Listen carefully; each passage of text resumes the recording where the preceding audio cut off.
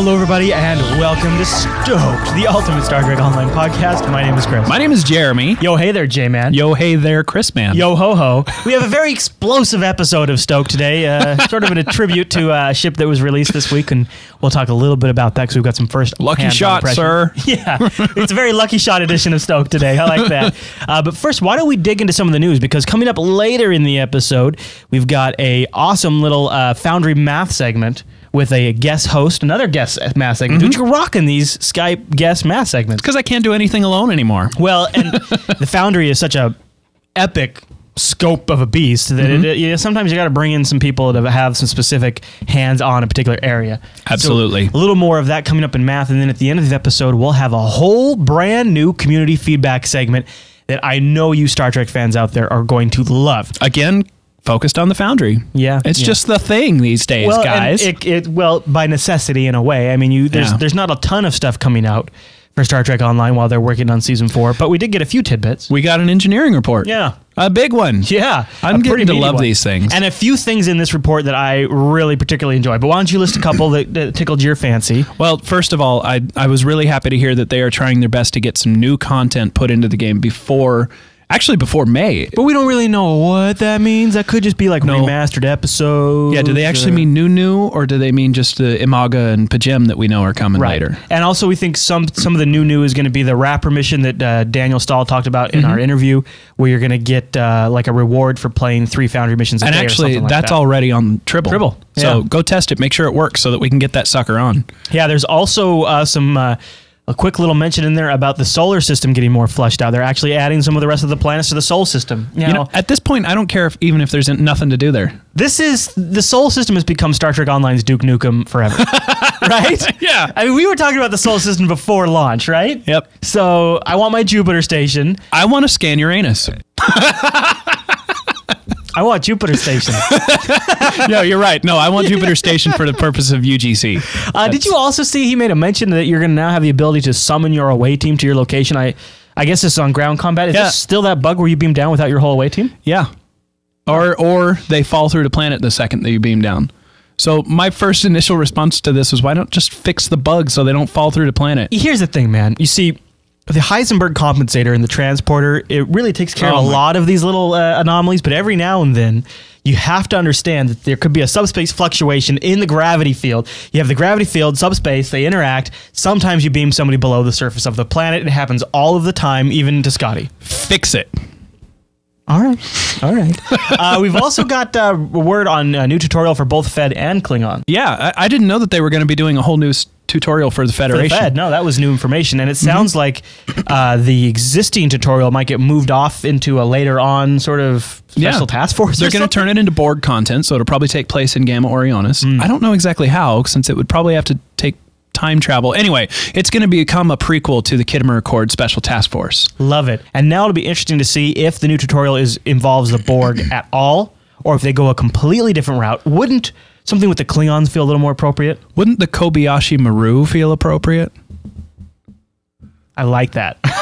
So that'll be really interesting to see where that goes. And then why not scrap? Why scrap that though? Why not turn that into more content? Plus, honestly, when I saw that, the first thing I thought is, I want to play that like that. I want to go. I haven't played the tutorial in a long time, and I'd love to go back. The other thing they add, there's more. Skip tutorial once you've played it. Yes. Belly clap for that. Thank you, Cryptic. Thank you. A standing ovation. Standing belly clap for that. I really appreciate that. Did I show off my pajamas when I did that? A little bit, man. Ah, dang it. All right. Moving on. We've also got some first officer stuff. Yeah, I found this really weird. We have a little bit more information on the duty officer in just a minute, but they mentioned converting your first officer to player and vice versa. What does that mean? It means and the other way around. I can convert my current player into a officer? Into a first officer? Why? Okay, let me put it this way. What if, and I don't think this is what they're doing at all, but what if you could convert one of your alts? Because you got like a tactical alt that you play like once every 2-3 weeks. So I could turn that into my primary character's first officer? Yeah. Okay, I would like that. Yeah. So maybe if that's what they're talking about, I'm on board. Yeah. The thing I was worried about is that maybe when you convert your first officer to a captain, it takes over that character slot. And I was worried that then I would have to make my primary into a first officer just to keep him around. Oh, well, that's probably more... Like they'd have to switch spots. I would think that's probably more what it is. I hope not. I don't know. That would upset me a little. Well, yeah, I probably wouldn't be very interested in doing that. Although then I could finally get that demotion that Vice Admiral Bordicus has been going for. You know, a good demotion, as Captain or as Admiral Kirk once learned, a good demotion can set you right, J-Man. Yes, it can. All right. There's some other teasing in there about the duty officer system. There's also some teasing in there about we're converting some of the existing maps that we got in the new weekly content into PvP content. Which we've mentioned a few times here. We would love to see the Vault as a space PvP match. It's great. There's so much geometry to hide behind and everything. It would be so much fun to go in there with your captain's yacht and blow people up. And the Vault just got some recent tweaking on Tribble right now. There's some small little things they fixed up on the Vault. Oh, it could be working towards that. That's what I'm wondering. What else? What else you got your... Oh, this one's really important for you because you have these fancy keyboards all over your computer. Oh, yeah. All over your house. Show them that thing. Show them that thing. It's kind of ridiculous. So this one's kind of cool. This is the Microsoft one. It's the cheaper. I also have a Logitech G19. Yeah. You know, all those extra function buttons and everything like that. So these work. They work with STO. Yeah. But you don't really have much of a reason to use them. They're going to change that. So in ground combat, you can now drag your BOF abilities into your hotbar so you can hotbar your BOF abilities now. Yes. So it's no more just sitting around and waiting for these brainless dummies that follow you around to randomly use things. Now you can command them when to use them. Well, and here's the practical problem with your BOFs, J-Man. I changed it this morning on the live stream. One of the things I was really kind of paying attention to because we'd already read this was my BOFs, I pretty much never interact with them beyond when I really have to because my area of focus is my combat directly in front of me and my hotbar directly below me because that's where I'm executing my different maneuvers or whatever. I don't really tend to look up at my BOF area. Exactly. And so this is totally what I need. Yep. Totally what I need. Totally. There was also some mentions in there about, this doesn't really fit, but this was sort of a throwaway mention that I have no idea what it's really going to mean, but possibly customizations of ground kits and things like that. And this wasn't actually in the engineering report, which I find kind of interesting. It was just came out later. Yeah, on the forums. Throwaway comment. I'm hoping that this has something to do with crafting. That would be a great motivator to finally start crafting. Right? You craft. Okay, so you craft a customized kit. You customize the kits. Maybe it has a little healing, a little more, assault type abilities. And then I've got that figured out. And then I've got some empty spots in my power bar. Boom! I throw down my BOF's abilities in there. Now I'm a total commanding SOB. Yeah, I've got complete tactical control of the situation. Absolutely. So then you pair that with Season 4 ground combat improvements. Now we really could be talking. Yeah, this could be the secret sauce to turn ground combat around. Yeah, if it all adds up together, we'll see about that. And then a cover system, right? Oh yeah, well the cover system. I think that's pretty much the end of the engineering report. But we did get this week another epic dev post that I want to spend some time talking about. Heretic came out and told us a bunch of details on the duty officer system, and I want to touch on a few of these. Duty. The first couple are actually about assignments, which we were being told were those new missions and everything. Yeah, like 1,000 new missions. First of all, actually, sidebar, I want to rant a little bit that I think that some people were misled by something that Stahl said in our interview. He said that 1,000 new missions, but I think almost all of those sound like they're going to be these assignments. Oh yeah, absolutely. Which aren't so much missions as they are timers. They're like, they're missions that supposedly your crew is off performing. But you're not actually going with some rewards. You're not going to go beam down and talk to somebody. You're not going to be doing it as a captain. It's a high level. I'm the captain. Here's my overview of the situation. I'm assigning this person. I'm delegating for them to take care of it. They go away. There's a background timer that they've built in, and then once that timer's up, he comes back and the mission's completed. And you get a reward. Yeah. Or you lose your buffs. Doffs. Right. And while he or she is out doing that assignment, they're not available for you to put into the mix. So there's tons of information in this link. It's in our show notes. If you want to check it out, I highly encourage you. But I wanted to touch on a few of the things that I hadn't heard before, or I just think are cool. Oh, and I had not read this yet, so lay it on me, J-Man. Assignments will have requirements other than just who you send there. You also might have to send commodities if they're going on a diplomatic, like aid the planet type mission without you. So I might have to send them with some of my inventory. Yep. Awesome. They also might have modifiers so that like you'll get a higher chance of success if you send a specific type of duty officer. Awesome. Like if you have a mission that goes to Andoria, you might have to send an Andorian in order to succeed on that mission or have a higher chance of success. Love that. So every single one of these assignments is going to have different modifiers and different requirements for success.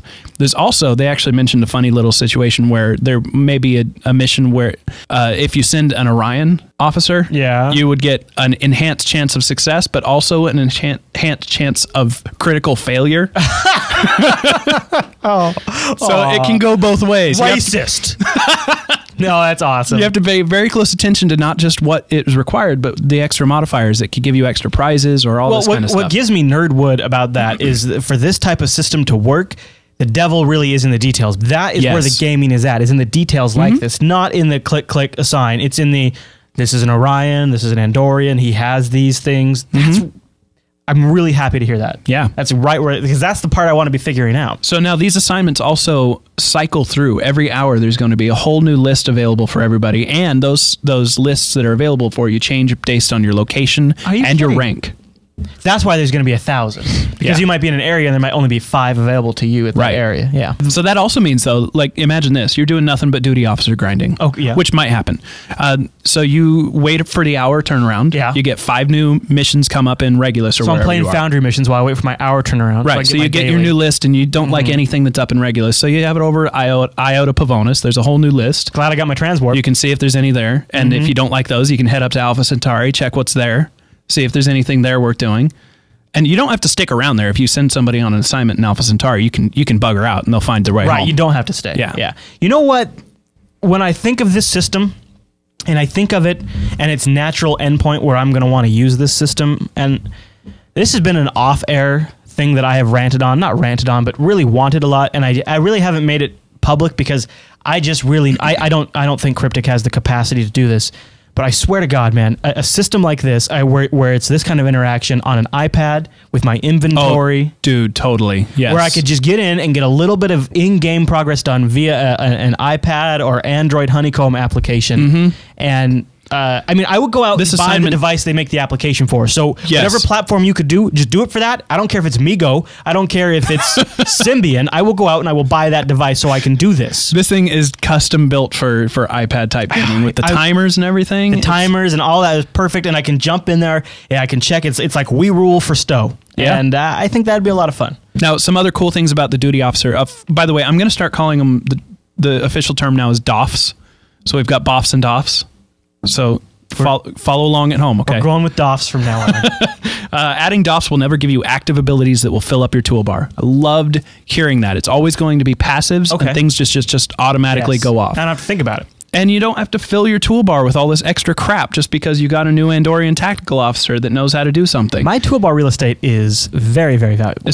At high levels, you're full. Now, going right from that, something else that just came out this week is the new Oberth class ship, and I got my hands on it. What about you, J-Man? Nope. I don't think it's worth it. Okay, first of all, it's a tier 1 ship. It's kind of filling in the gap where the science ship doesn't currently exist right now. For the tier 1 guys. Right, but it's 800 cryptic points. Which is like $6 or $7 real money. Yeah. You know what? I don't care about the C-Store cost on this. I think that's kind of acceptable. Okay. It's the same cost as the NX or the TOS Connie. Yep. That's fine. The problem I have is that they've made it available in-game for emblems. 500 emblems. Yeah, 500 smackers. Anybody out there that's going to actually get any use out of this ship is not going to be at a place where they can grind 500 emblems. It's a tier 1 ship. Oh. Only Vice Admirals can grind emblems. Yeah. So what is a Vice Admiral going to do with a tier 1 science What ship? I did, I'm a VA. I went back. I got it. I went and fought the crystalline entity. It was a dramatic failure, but I did it because it's fun. It's a piece of Star Trek lore, and it's kind of gorgeous. It's not bad looking. It's not bad looking. It's tiny. Yeah, I've said it's a bad looking ship in the past. I thought it was really ugly. Something about the way it's in game. It's not as bad as I thought. It does bug me. I look at that thing and I go, now how the F do I get from the bridge to engineering? That doesn't quite make sense. There's like a big gap there. Yeah. I know there's various schematics online that show you how they do it. So what to say about the ship? I mean, it's a tier 1 ship. Yeah. So it's fun to look at. Now, what you're really paying for, though, I think, is the console, which is that special ability. It's kind of like a red matter capacitor. In fact, I think it has the same icon, right? really similar if it's not the same. And you can, so when you buy the ship, you can move that console. It's essentially this ship's special abilities to you. You can move that to any other ship. And this is a trend we're seeing, just like you saw with the Connie's retro phasers that were levelless that you could move to any ship. Yeah. You're seeing that now with this console. Effing love that. Yes. And I actually totally support the idea of having that console available for emblems. My thought is separate it from the ship. Have tier 1 characters capable of buying the ship for energy credits or merit or something like that, so they can use it if you're okay, without the console. If you're okay with getting that capacitor for emblems, then you're just getting the ship for free. For a tier 5 character, sure. But my problem with it is that if somebody starting out the game wants that ship, they have to spend real life money on it because they have no alternative. True. And that's the problem I have with it. And that's a completely valid point, as I always take it from the standpoint as I almost see it as like a Star Trek collectible. And so to me, it was like worth a few bucks, right? Yeah. That's not necessarily the right attitude, but that is, honest to God, my attitude. It always has been. I love collecting that crap. Yeah. So even though it's only virtual, you still think it's worth it. I love to look at it. Yeah. You know, I look at it as much as I would look at something in the physical life. So I just can't touch it quite as much. At least it's better looking than the Nebula. Amen to that, dude. Yeah. All right, let's move on to this week's Tweet Leaks. Now, the first thing I think we should talk about are the skirts, because they are the hotness. They are seriously hot. I really like the one with the little fringe at the bottom. It's like a wool lining or something. Yeah, that's the other thing is not only do they have like new designs, but they're using some of those new fabric. Hey, J-Man. Stuff. What? I'll be my bunk. That's a little Firefly reference. If you're not a Firefly fan, I apologize. Although, shame on you. Yeah. So the skirts look awesome. And we've also seen we've gotten like a 1-2 combo punch with the Klingons this week. Because at first we saw some concept art and I thought, oh, how quaint. This concept art looks gorgeous. Wouldn't that be nice if it was anything really like that? Then we actually saw some in-game footage of the new Klingon area. And so you remember the whole Klingon Kronos area is getting completely redone. Yeah. And this is part of that. Yeah. They're moving the whole idea of that Klingon Academy. They're moving it outside, so it looks more like the concept art and the matte paintings that they use in the Next Generation and things like that. Exactly. I'd be a little afraid if I was a game designer to take on the outside world that is Kronos, but although we've seen like the final mission from the featured episode with the Romulans, we know they can do those exterior city shots really well. Well put, sir. And so now I think they're just applying some of those same technological techniques to doing these new things. Also, another exterior that we've seen in the very infancy is the beginning of Starfleet Academy. And all you can see is a few blocks off in the distance, but one of them looks very much like the Golden Gate Bridge. It is the Golden Gate Bridge. Yeah. It's awesome. San Francisco, what's up? Yeah. We've also got a few little teases from Gozer this week on his Twitter feed, which love this, guys. Keep this up. Gozer said, this week I started work on one of the new space tutorial missions. Yeah, he also mentioned that the Pajem and Imaga. Yeah, which is the Doomsday mission. That's what it is. Those are all ceases pretty much ready to go. He's done with them. But he's going to attach some voiceovers. Exciting. Yep. And then they're pretty much, I think we'll see them on Tribble. Hopefully within the next week or two. Maybe by the next episode. Yeah. Who knows? Do you want to give a mention that next week we're going to talk, we might not have a regular episode because we're going to That's right. We're going to be at Linux Fest Northwest with the Linux Action Show. So the day we'd normally be here in studio shooting STOked live, we won't be here that day. Right. But we're going to try to get you something because we're going to be up in Bellingham. But the J-Man is going to attend the Podcasters Roundtable. Yeah, prior to that. So for next week's episode, I'll have some highlights from that. The Stowe Podcasters Summit. That's going to have people from Red Shirt Army, Podcast UGC, Hailing Frequencies, Priority One, and us. All in one massive online chat room. No idea what it's going to be about. Probably chaos. But we figured since we can't have a regular episode, we're going to give you the best of moments from that or something from that. We don't know exactly what it's going to be yet because that's in the future. And, well, the future is not set yet, my friends. That's true. All right. I hate temporal mechanics. Yeah, it's very hard. And then we always have to get a visit from those jackhats. Right? All right, J-Man, let's get mad.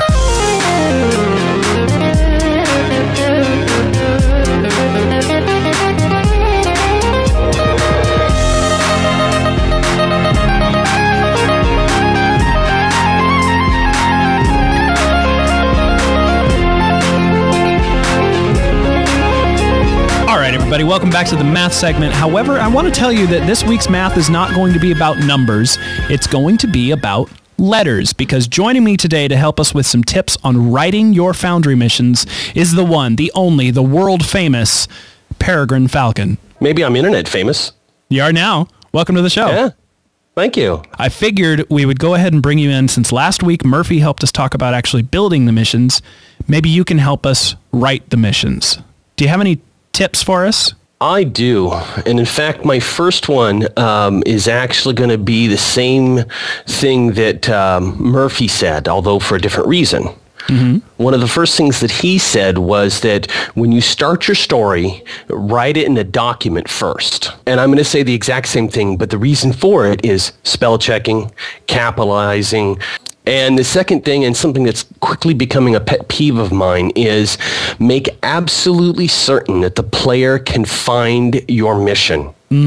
Test your mission. And if you can't see, if it doesn't say clearly on the right-hand side of your screen in your mission tracker exactly where you're supposed to go, you might as well not have made the rest of the mission if they can't find where to start. Is if a player has to drop your mission, they click drop, that window pops up, giving them the opportunity to pick how many stars they want to rate your mission and to type something in. I'm going to go ahead and insert another tip here that's actually building the actual mission. When you import your script into the Foundry itself, there's an option to use a tag called Mission Info, which will highlight certain portions of your text with a green highlight.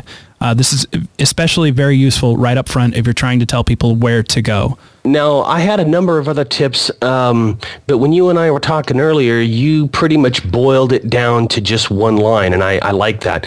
And that is that as the author of the mission, you have to remember that first and foremost, the player is the star of the show. Mm-hmm. And you have to treat them that way. Make the player, the captain as I call him, do the awesome stuff whenever it's at all possible. I totally agree. Involved. Not you, the author, not your villain protagonist, not someone else that you've written into the story, but the player. Mm-hmm. Third one, have a clear antagonist, and he must have a clear goal that makes sense. Have the mission not just be a series of scenes of completely unrelated events.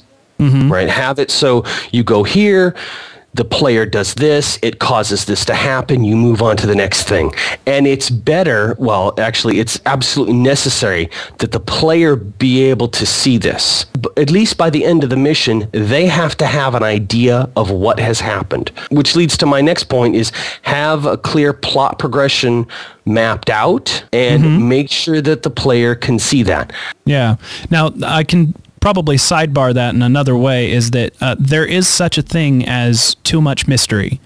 And one thing that you want to remember is if the captain is in charge, if he is the most important character in this episode, which he should be, then he needs to be able to be a badass and uncover some of the things that are going on as you progress. If you start right off on the first map and there are questions to be answered, make sure at least some of those questions get answered, preferably by the efforts of the captain and his bridge crew.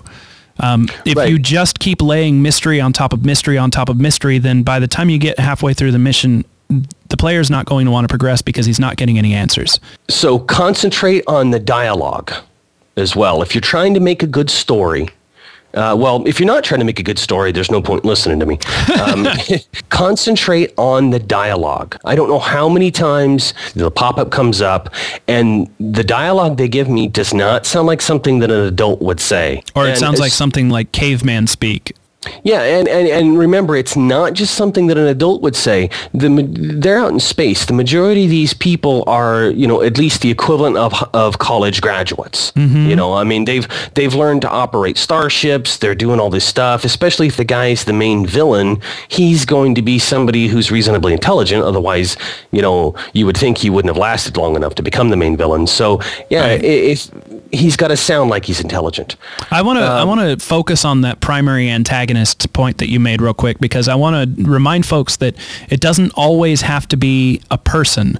That's another thing that I've seen kind of overblown in many Foundry missions is a lot of authors out there are creating a person as the antagonist or a specific faction. That can work. I'm not going to say that it doesn't, but it's becoming overused, and you can think of other things. There can be a computer virus as your antagonist. There can be some sort of diplomatic situation as your antagonist. The universe is your oyster. There's a whole universe out there of possibilities that you can use as the challenge that your captain has to overcome. Stuff should make sense. Why, for example, is a group of bad guys standing around doing nothing at the end of a dead-end hallway? If they're there in reaction to the fact that I've just invaded their installation, why are they just hanging around at the end of the hallway? If they're hanging there because they're trying to block your progress, that's one thing. But if it's like a dead-end, out-of-the-way thing, there's no reason to have them there. It should make their actions should make some sense. Imagine that you and a bunch of your friends are these people, and it's PvP. You're playing against me, and then think about it and go, would we do what these NPCs are doing? And if the answer is no, try making them do something else. Have what they do make sense. Yeah, and I do want to emphasize try, because we all know the Foundry has some limitations. So you can't always make everything make perfect sense. But if you don't even try, then you're not going to get a good rating, and you're not going to have a mission that people enjoy playing. About the length of your stories, I actually would like to touch on that a little bit, because there have been author failures on both sides of that rampant throughout the Foundry. Either a mission is too short, and they just don't know how to write an engaging story that lasts the entire time, so they throw in a bunch of combat to make it longer. Boring. Or you end up on these epic 3-hour-long tours where you're reading an entire novel within the context of a single mission. Boring as well. I mean, I like to read. I am a bit of a book nerd, but even I can't handle that. So make every single word count.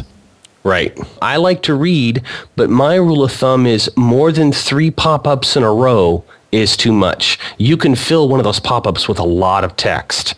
Finally, my recommendation is your very first published story should be a one-off story. It should be short and self-contained. Mm-hmm. Okay?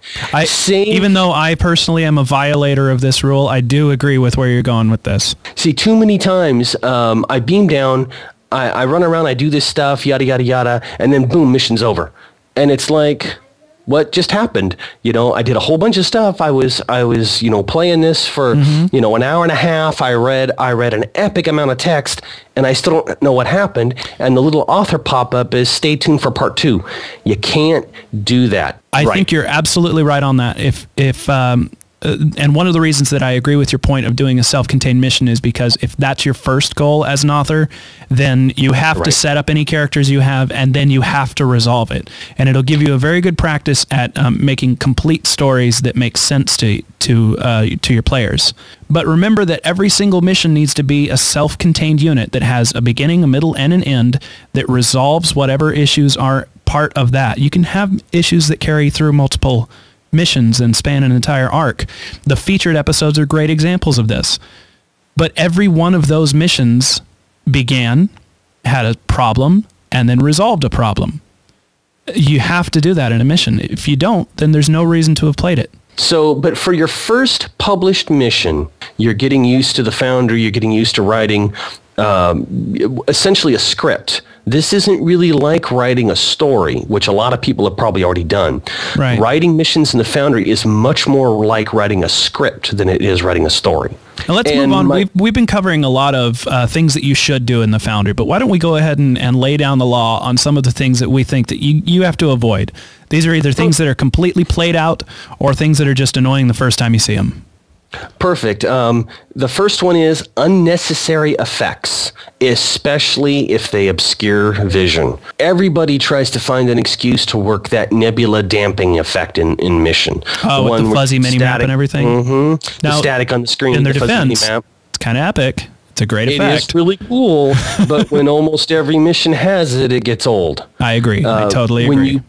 When you beam down and there's so much steam and smoke and whatever else that I literally can't see my bridge officers, unless there's a real compelling story reason for it, don't do it. You know, I have or seen do it this just in that area. I have seen that used to great effect. There was actually a mission. I don't want to spoil too much about it, and I wish I remembered the name, but where they set up a very spooky atmosphere by using a lot of fog. But that was because the mission itself was supposed to be a spooky atmosphere. It wasn't just a Klingon mission or you know, go and capture some Orion raiders or something like that. It was supposed to be a horror story. So when they set up the environments with all those effects, it was fitting. And one other thing I want to touch on, it's kind of in the area of unnecessary effects. Try to avoid unnecessary space clutter. This actually leads me to the next point that I would like to make is don't allow people to wander your maps lost. And the more cluttered you make, especially a space map, first of all, space is big, and like 99.9 and many nines is empty. Keep that in mind when you're making your maps. You can make it look pretty without making it filled with crap. Also, if you don't include, well, first of all, accurate waypoints, but even if you have accurate waypoints on a space map and there's too much clutter, it can be very difficult to spot something like a beacon or a communication satellite or a derelict ship or something like that. Spawning. Of enemies? Don't be having, spawning of enemies. Don't be having guys beam in right on top of me, warp in right on top of me, decloak right on top of me. Stop. That can happen occasionally. I could see story reasons to do that, but if there's not a specific story reason, avoid it at all costs. I totally agree with you in one specific situation. Players flying escorts tend to have very specific strafing run techniques to close with the enemy and take them out and then zoom off again. But if you're having enemies spawn either right behind them or right in front of them, they can't use their tactics effectively. They can't use their ships effectively. And being at a significant disadvantage just because of that is a lack of fun. Which leads me to another point, and I don't know that you entirely agree with this, so I'm just going to say it for myself. Making enemies hard just for the sake of making them hard is not fun. Now, I love a good challenge now and again, if it fits with a story especially. But if you're just going to put two groups of captain ground mobs in a space just because you thought one group was too easy, don't. There's no reason for that. Completely agree with you. And in fact, that leads right into my next point, which is try to avoid, well, in fact, just flat avoid it. Don't ever do kill 5 of 5, squadrons, enemies on the ground, whatever. It's even better if the groups themselves aren't mandatory. Like, say, for example, go here and click on this console, whatever, download the information, whatever you're trying to get. Put a couple of groups of bad guys in between me and the console. That gives me the opportunity to maybe sneak past them if I can, or do whatever. But it also doesn't tell me that there's exactly 3 squads. I mean, in any of the episodes, you never saw that. You never saw Kirk and Spock go around the corner and they're like, okay, well, we just beat these guys up. Now we got like 4 more groups to go. Yeah, no, don't do that ever. When the mission is over, even if it's a multi-part mission, the character has to have something. They have to feel like they've accomplished something tangible. Maybe you didn't beat the bad guy. Maybe he got away, but at least you learned what was going on. So now you have something to use to go after him with for part 2. And finally, last, and this has been covered by Stormshade, by Wishstone, and by the EULA, you cannot have canon characters show up in your game, in your mission, period. Let me really nail that home, because the rest of this mass segment has been all about our opinions, and you're free to disagree with those, but this one is in the EULA. This is a real rule. You cannot use established canon characters. You can actually have your access to the Foundry removed if you're found in violation of this. Don't do it. Yep.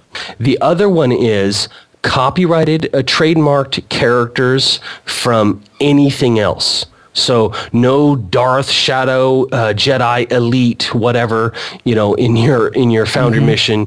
You can't have, any trademarked or copyrighted names. You can't make zombie characters and call them Reavers, because that would be a Firefly ripoff. You can't. You can't make robot-looking people and call them Cylons. Right. Exactly. Not cool. You can't do that. Now, you might be able to hint or parody or whatnot, but you don't want them. You can't have them with the same name. You can't do it. And that's not my opinion. If someone reports your mission and they see that, and they see that you've got Cylons or one of your guys is named, Dark Jedi Elite, you're going to lose access to the Foundry. The EULA says you cannot make any real persons alive or dead. So, for example, and this is kind of silly, but you can't make Abraham Lincoln. Oh, no. No. Well, then there goes that idea. Yep. I was going to put Time Lincoln in one of my missions. Right. So you can't have any time traveling missions where you go back to try to assassinate Hitler. You can't have Abraham Lincoln.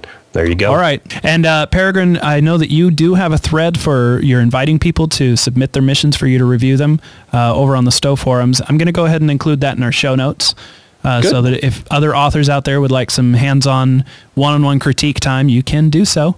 And just one more quick note from myself: if you haven't published your mission yet, I'm also offering my English, wordly Smith skills to help you polish up your script before you publish it. And I think that's all that we got to cover today. I wish all of you the best of luck with your little typey fingers and making the best missions. If you have some to send our way, of course, not besides just myself and Peregrine doing reviews, send them over to STOked at Jupiter Broadcasting, and they might even appear in our community feedback, which we're going to do next. You want to stay tuned for that? Thanks for joining me again, Peregrine. Rocket boots. Nice sign off.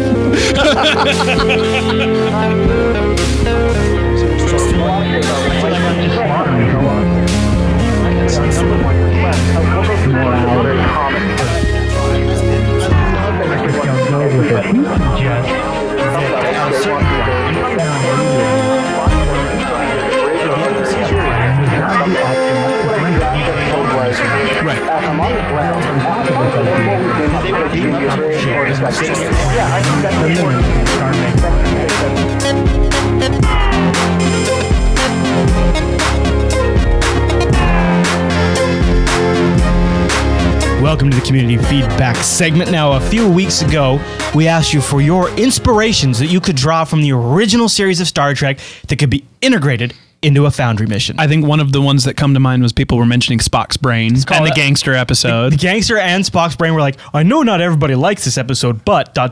Yeah. Listen, we hold no judgment for any Star Trek episodes you like, so... Well, we do. We just don't tell you about it. Open it up. Plus, there's probably a few kind of that people consider not so great that we both personally... We understand. Oh, shame. I know. Okay. Voyager! Oh, Voyager! Anyways, we want to get your inspiration, so we're opening it up to any Star Trek series. The Next Generation, Deep Space Nine, Enterprise. And the movies. Just have at it, guys. Have at it. What classic Trek moment do you think should have an impact on someone's Foundry mission creation? Either whether they take the same situation and throw your captain into it, or it can just be something that's an homage to that moment. Or a follow-up to something that happened. I love that. Yeah. So send those ideas in STOked at jupiterbroadcasting.com. And then also, it's a great reason to join us live over at jblive.tv on Saturdays, except for next Saturday. Yeah, so we'll actually give you 2 weeks to send these questions in. Yeah. So, but when we do this live in 2 weeks, we're going to do the video wall again. If you watched weeks ago, we're going to bring in people live and get their answers. So we're going to get your answers via email and the video wall. So join us live for that. But before we leave you tonight, why don't we drop a couple of Foundry missions on people's faces? Absolutely. Maybe they could go play. I want to keep doing this as much as we can, so keep sending us good suggestions on great Foundry missions that you've ran. A lot of times when you send us great Foundry missions ideas, we'll go try them on the live stream beforehand, so you can actually get to watch us play through them and get our reactions live as we shoot the show, before we shoot the show. Right. All right, you have one to... I have one, absolutely. but I'm going to save it. And this was actually brought up on the live stream last week, so some of you that were watching might have already tried it, but the mission is called Conjoined. It's by Denizen6, and it's a very story-heavy mission. There's almost no combat at all, so know that before you head into it. But the script is extremely well written, and the environments are incredible. Oh, really? There's also a total Trek theme technobabble all over this. I mean, it's just a really great kind of a diplomatic feel for a mission. So this is Conjoined. I'm going to check that out. All right. Now, we also had a KDF one on the list that I didn't get a chance to play, but... No, I actually didn't either. I'm relying on one of our viewers that told me this is a really good one. This one sounded interesting because it sort of sounds like it takes place at such an left field location for a Klingon mission. It starts with a wedding. Yeah. A member of one of the great houses of the Klingon Empire is getting married, and he's honored you, ship captain, as being involved in his wedding. He's gonna let you help him prepare for his wedding. What could go wrong with that, J-Man? Oh, I don't know. But I really love the concept for this because it's not just another go out and kill things and boast and drink about it. There's plenty of that, but it's not just about that. It's actually the story and the lore of the Klingon, the culture of the Klingon culture. Oh, okay. So if you're a Klingon fan, that's definitely one to check out. Oh, and the name of that mission is Shine a Light. Oh, yeah. By Darren Kitlor. Shine a Light. Now, can I tell you about one that I played on the pre-show? Sure. I played one called Fungus Among Us. That sounds familiar. You might have heard about it, J-Man, because it's by an author named Bordicus. That's me. What? I got mentioned on STOked? Yeah. Oh, it's a great episode. I gave it 5 stars. It's a little weird because I have to tell you about the J-Man's mission when he's sitting right here. But it actually is a great mission. And one of the things about it is it sort of reminded me of a TNG episode, and I really like this TNG episode because they kind of lay groundwork earlier in the season. There might be some sort of conspiracy going on at Starfleet, and then they come to this climax where basically these creatures get in and they control people's brain stems. Yeah. Well, yours is kind of like that. I don't want to give away too much, but it involves a fungus and... Well, that's in the title. And the funny title actually relates to what happens in the mission, and it's a lot of fun, and it's got a good solid space moment and some great ground moments, and then another follow-up space moment. And I think what you've done there is laid the groundwork for a good series of episodes. Yeah, I do plan to make 2, maybe 3 follow-up missions. I'm already looking forward to it. I've already got some names picked out. There's going to be Spore Loser and a Spore to Settle. Oh, nice. But those aren't made yet. So go check out Fungus Among Us if you want to see the J-Man's mission. It's actually quite a bit of fun. All right, everyone. Now, we're not quite sure what you're going to get next Tuesday, but you'll get something. So go over to JupiterBroadcasting.com every single Tuesday, where not only will you find these episodes on demand, but you'll also get the RSS feed, and you can subscribe in any RSS reader that you like, or in iTunes. Get it, boom, on your portable device, whatever you want. Magic. It comes to you. It's like it's simply syndicated, and it's fantastic. Rapidly so. All right, everyone. Well, thanks so much for watching this episode of STOked, and we'll see you right back here next week.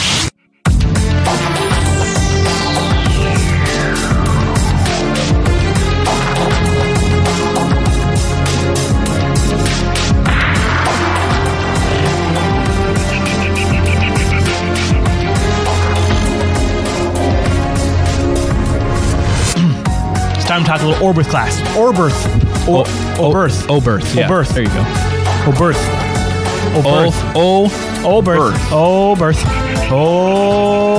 Oberth. And welcome to community feedback. No, don't do that.